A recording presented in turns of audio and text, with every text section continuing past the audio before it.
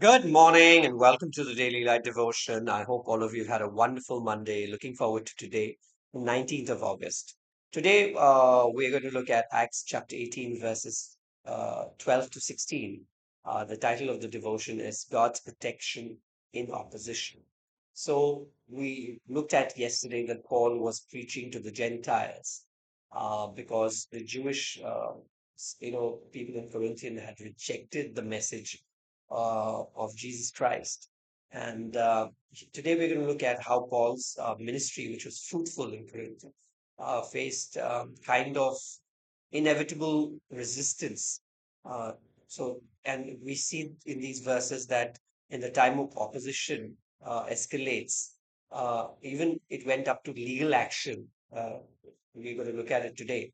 Yet, even in this face of public accusation, God demonstrates that he can use unexpected channels, right, to protect his servants. And these passages remind us that God's purpose are not hindered by human schemes or, and his people are safe in his hands. So, verse 12 says, when Gallio was a council of Achaia, the Jews with one accord rose up against Paul and brought him to the judgment seat.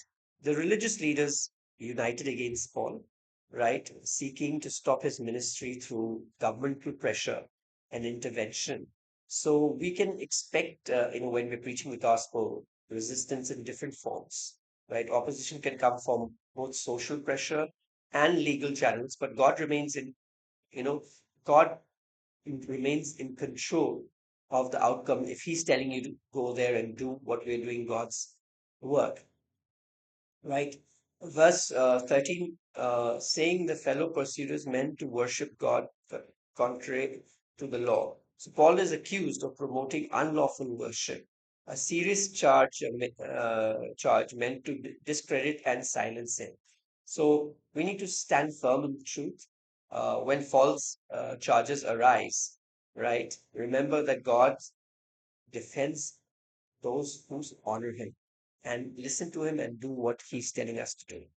Um, verses 14 says, and when Paul was about to open his mouth, Gallio said to Jews.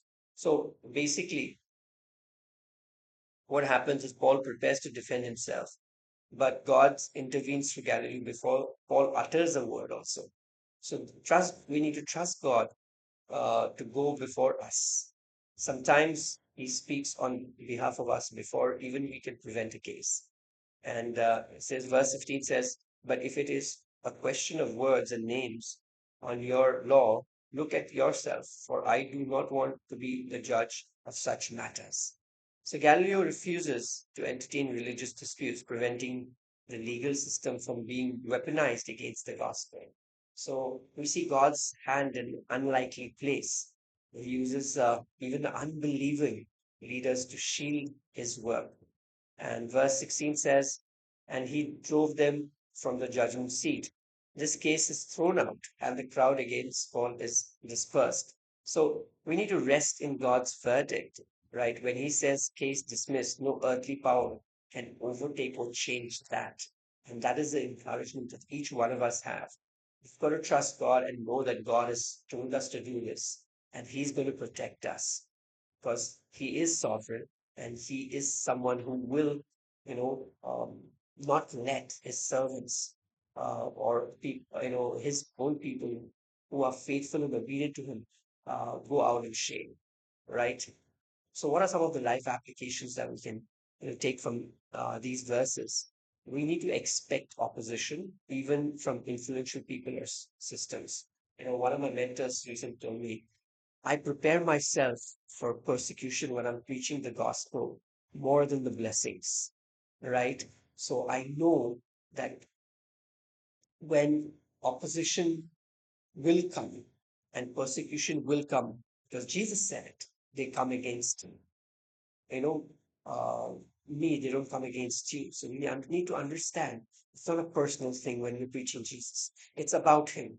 So, what we need to do is stay rooted in the truth when falsely accused, right? God knows the truth, and our focus has to be Jesus.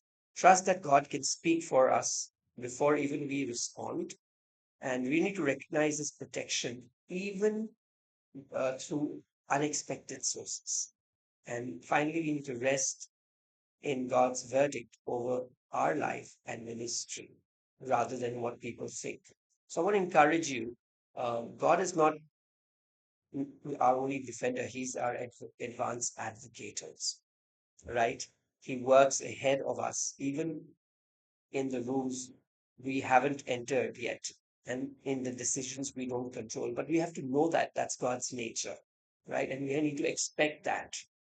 The one who calls us will protect us, ensuring that no human opposition can derail his plans. But a lot of us don't expect that when we're doing it, but we've got to expect that from God, that He's going to defend us, He's going to do what He's taught us to do. I hope you have a wonderful Tuesday. I'll see you tomorrow. God bless you.